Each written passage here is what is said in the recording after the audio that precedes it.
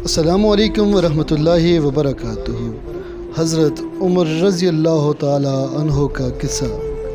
حضرت عمر رضی اللہ تعالی عنہ جن کے نام پر آج مسلمانوں کو فخر ہے اور جن کے جوشی ایمانی سے آج 1300 برس تک کافروں کے دلوں میں خوف ہے، اسلام لانے سے قبل مسلمانوں کے مقابلہ اور تکلیف پہنچانے میں ممتاز تھے۔ نبی اکرم صلی اللہ علیہ وسلم کے قتل کے در پہ رہتے تھے۔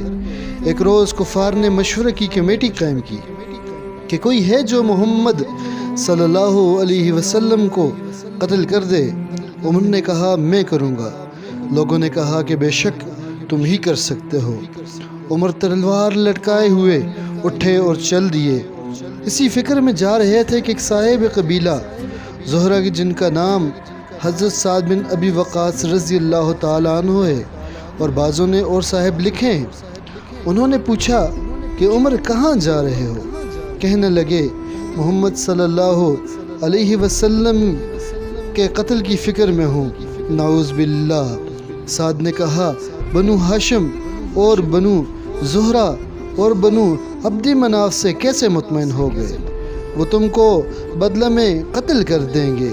اس جواب پر بگڑ گئے اور کہنے لگے کہ معلوم ہوتا ہے تو بھی بے دین یعنی مسلمان ہو گیا۔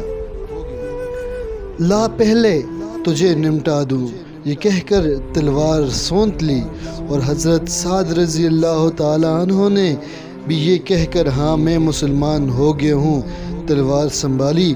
دونوں طرف سے تلوار چلنے کو تھی کہ حضرت سعد رضی اللہ تعالیٰ عنہ نے کہا پہلے اپنے گھر کی خبر تو لے، تیری بہن اور بہنوئی دونوں مسلمان ہو چکے۔ یہ سننا تھا کہ غصہ سے بھر گئے اور سیدھے بہن کے گھر گئے۔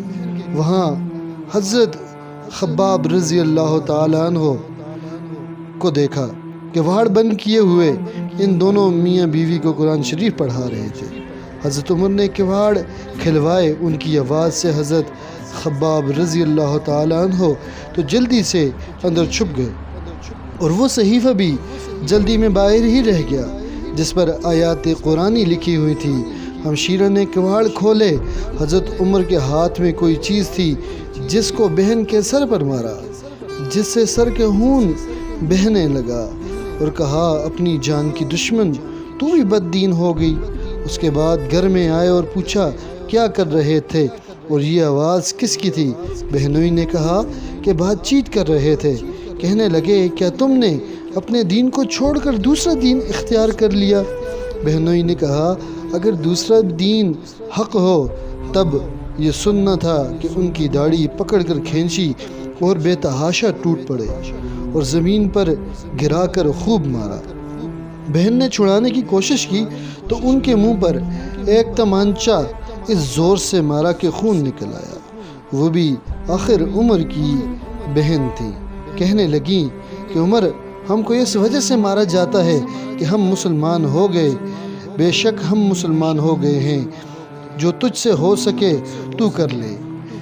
اس کے بعد حضرت عمر کی نگاہ اس صحیفہ پر پڑی جو جلدی میں باہر رہ گیا تھا اور غصہ کا جوش بھی اس مار پیٹ سے کم ہو گیا تھا اور بہن کے اس طرح خون میں بھر جانے سے شرم سی بھی آ رہی تھی۔ کہنے لگے اچھا مجھے دکھلاؤ یہ کیا ہے بہن؟